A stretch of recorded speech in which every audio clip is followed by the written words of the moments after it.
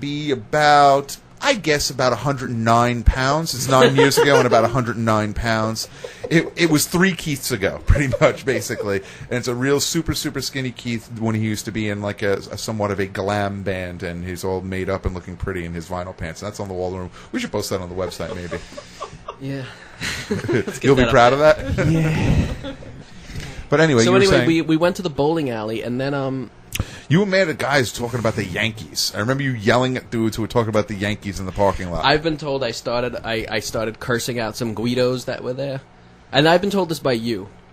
And to give me the benefit of the doubt. If you're the historian of this and you're looking to me for facts, we're screwed. I know me and you went. I think a dragon flew in with a baseball bat, and it had Mickey Mantle on it. As insane as this sounds, I think me and you went to a liquor store at like 12 o'clock in the afternoon that day and bought like 3 bottles of gin, which were nowhere in sight by the time we left the house. Okay, that sounds so. At this point, plausible.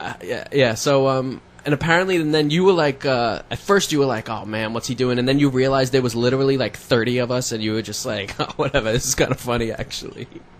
The night that we became the Guidos. And we started fights with the Guidos. And then we went back to your house, and you said, I have to run in a minute. I'll be right out. And then your wife came out about 20 minutes later and said, Chris doesn't feel good. He's not coming out the rest of the night. To which you later admitted you were in there drinking and watching TV, but you just were like, enough of these people. Get them out of my house. Feeling fine. Wow. Yeah, and then that night I woke See, when you said you came back to the house, I was surprised because I remember going back to the house alone and not wanting people to be with me. And I remember that night, and Chris is not coming back out. I remember that night. I'm not proud of this. Elvis has left the building. I'm not proud of this, but I remember that night in flashes. And I remember ending up at a local place on Staten Island where a friend of ours was DJing. I believe it was called like the Side Street or something.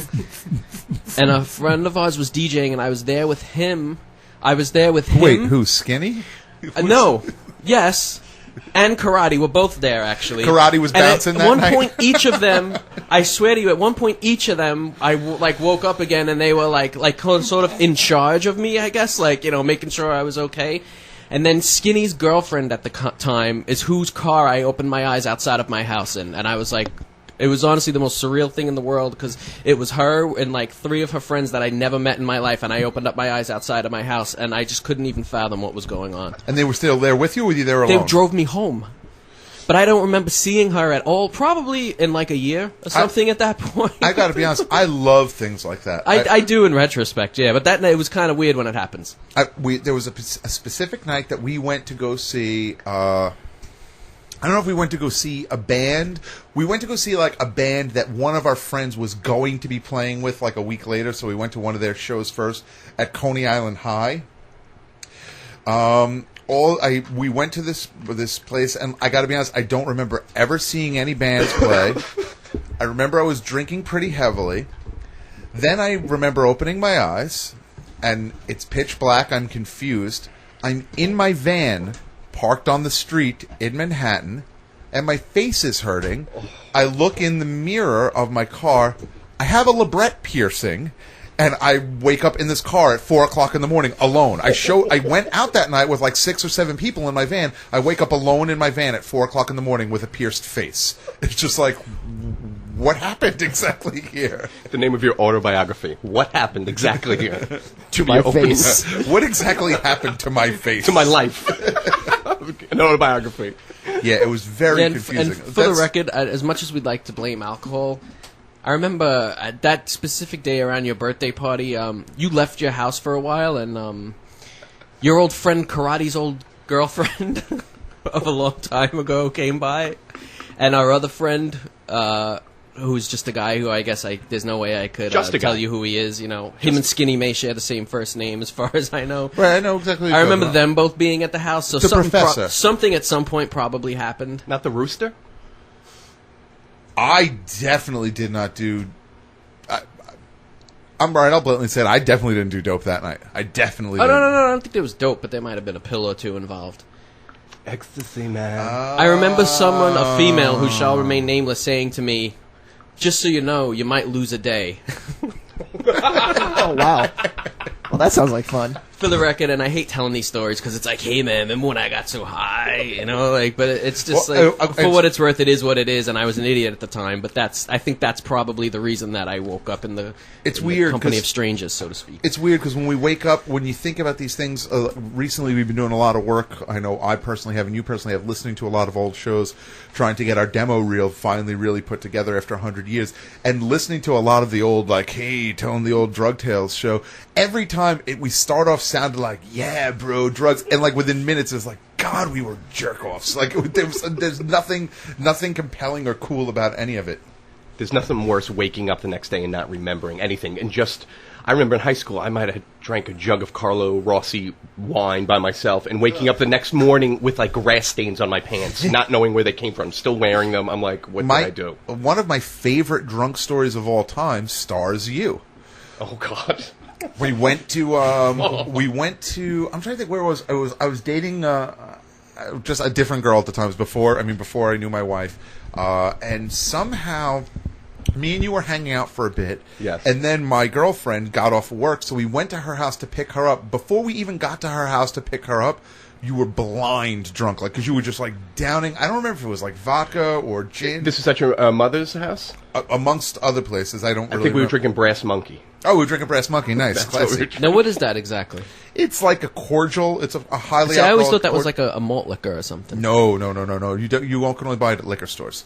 No, it's a cordial. That's what I thought the thing was, that it was a malt liquor that only sold at liquor stores. No, it's not a malt liquor. It's, like I said, it's a liqueur, definitely. It's a cordial. It's like it's kind of like, remember Cisco? Mad Dog, like 50-50, No, kind of Mad stuff? Dog I thought Cisco was the same thing. I thought that was also like a malt liquor. No, Mad Dog is more of a high power, low Are these quality like wine. Ghetto cordials? Is that what they are? Yeah. Yes, Brass Monkey definitely is. Cisco definitely is. You know what? Alizé is probably pretty close to what. Okay, I know what that is. Probably pretty close to what Brass Monkey Horrible. is. And we were also eating vegetarian hot dogs, I think, at the time. Oh, that was actually, I might have been on a vegetarian kick at that point. You're right. That's probably about the time. And you were driving your white Monte Carlo, was it? Oh my God, I don't even remember. I don't know what the vehicle was. Somehow we were blind, we were drinking, but I wasn't insane. He's trying to steer you away from him right now. So what kind of car did you have back then? What was the weather like that day? Speaking of weather. It was humid. But, before we even got to my girlfriend's house, so we were drinking for the morning, and then we went to my girlfriend's house when she got home from work, because we were going to pick her up and hang out with her. No, not like I said before. Before, it predates my wife. Okay. It's an old girlfriend.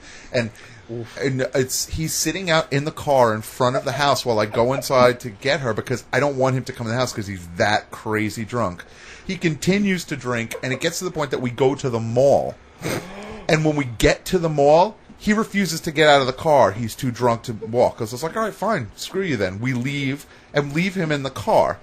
Basically, like, we do to him what we are not supposed to do to a baby, otherwise they'll die, like leave him in a car in the summertime, and that's exactly what we did. We come back to find him. And that's exactly what happened. Unconscious, in the car, a mess. And just like, at this point, like, it's beyond slurring, like speaking in tongues. Full moon, like? Speaking in tongues drunk, exactly.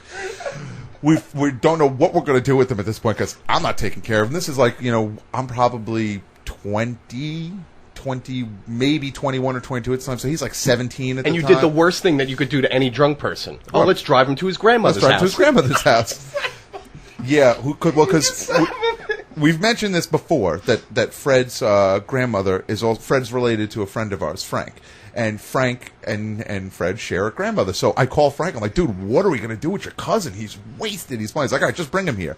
Frank lives upstairs from his grandmother. So we have to try and bring him in his grandmother's house without his grandmother seeing him while he's screaming and cursing at his grandmother. F you, grandma! So it didn't work?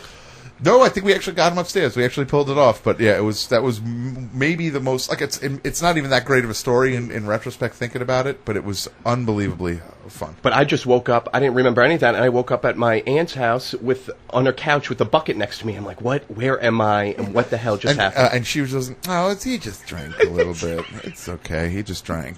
Well, you dip her and kiss her on the lips. That was a different time. You think Grandma provided the bucket, or was that you? No, too? Grandma didn't hang with him. We went upstairs to Frank's mom's house. I honestly don't think your grandmother actually really saw you. I think we pulled it off. I hope not. Grandma's boy. Even though you're standing in front of the house screaming and cursing at her. She's hearing it in heaven now. Yeah, I was going to say, didn't she just pass away? God rest his soul. God rest his soul. Brass monkey usually refers to a cocktail consisting of equal parts rum, vodka, and orange juice. Essentially a screwdriver with rum. That said, what you were describing as a brass monkey, I didn't think existed. What I knew as a brass